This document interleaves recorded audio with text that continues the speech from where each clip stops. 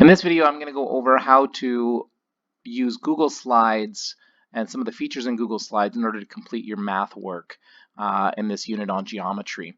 You might use this also in the future depending on how long the school closure will take place. First thing you will notice is when you go into a slide, you can't change anything that's there. It's locked in place because it's a background image, so you can't actually change that. Always when you get to a slide, rename your slide with your name at the end and share it with me before you begin working. And then you can come back to this instructional video as many times as you need to if you forget how to do something.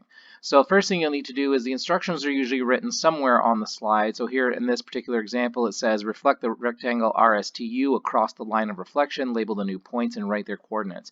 You can't really write on here as you could with a pen or pencil, but you can use some of the tools to help you do this. So first of all, the tools that you're going to need are located up here where my mouse is kind of circulating, and those are the graphics tools. Okay, so if I click on this button right here, which is the shape tool, if I need to draw a shape, if I need to draw a circle for a point, for example, I'm going to use the shape tool. So let's, for example, take the first one here, the oval tool.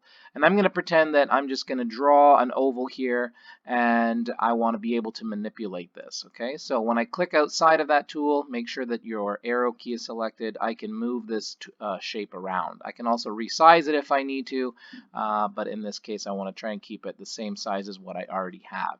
If I need to change the color of this tool, or this shape, I'm going to select the shape, and then over here in the graphics area, I'm going to select my fill color, and let's change it to maybe purple. Okay, so here I have a different shape. So if I needed to visually see what's happening here, I'm going to reflect this line. I can create a new point, put it on point S, and then reflect it to the other side and say, okay, that's where the new point S prime is going to be. Okay, so how do I label S prime? Well, I'm going to need to include a text box, so I'm just going to click on text box, and without drawing the text box, I'm just going to click once, and then I can type in there S prime. Okay, to get out of the text box, I'm going to click outside of the text box, and now I have a letter that I can move. Now notice that the box that it creates is a pretty big one, so what we can do is with it selected, we can just resize it so that it's a little bit smaller and it's not interfering with anything else. Just like with any other text, if I want to, I can double click and highlight this text, and I can change its color, I can bold it, etc. I don't really need to do that, and you don't really need to do that unless the assignment specifically says to do something along those lines.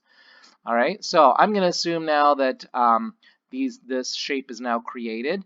Remember, you can always use the shortcuts. If I want to duplicate this, I can just copy, right-click copy, right-click paste, and I have another S prime that I can move over here, and it's going to label it R prime. If I want to duplicate this shape, click on the shape, copy, and paste, and now I've duplicated that.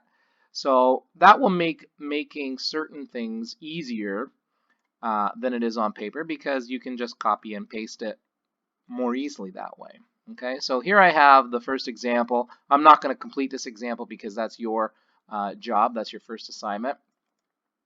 I'm going to delete that, click on it and delete it. But now I want to connect this, okay? So the last tool that you will probably use is up here. It's the line connector tool, so you can select line. And all you're going to do is click on the line tool and draw a line from one to the next. Now, notice what happened there when I'm drawing on top of the shape. It doesn't recognize the line. So what you have to do is click on the line tool, draw the line outside of the shape, and then bring it down to connect it. Okay, so if you notice here, that line shape is pretty thin. It's hard to see. So what I'm going to do is I'm going to click on that line, and then when I've clicked on that line, I have some other options here. I can change the line weight. Okay, so I want to make it a little bit thicker, maybe size 4. Okay, so there's the first line that's connected my shape. I'm going to connect my next line that's connecting my shape. I'm going all the way down, and again I'm going to change to line 4. So you can draw and connect lines that way. Okay, so if I'm going off the grid, if the question asks you to create a specific shape, then you can go off the grid, add a new line, okay, and create whatever shape the question is telling you to create. Okay, those are basically all the tools you will need to complete this activities in geometry. You don't really need to do anything else. The one other thing that I might say is at the bottom it usually says writes the coordinates below. So to do that, you're going to grab a text box, click on the text box, and this time I recommend that you do draw it out. So draw out the text box where you want to do your writing, and you're going to write right in there. So you would say S prime is located at 5, 6, okay? And then R prime is located at, etc., etc. All right. Hopefully this video is helpful.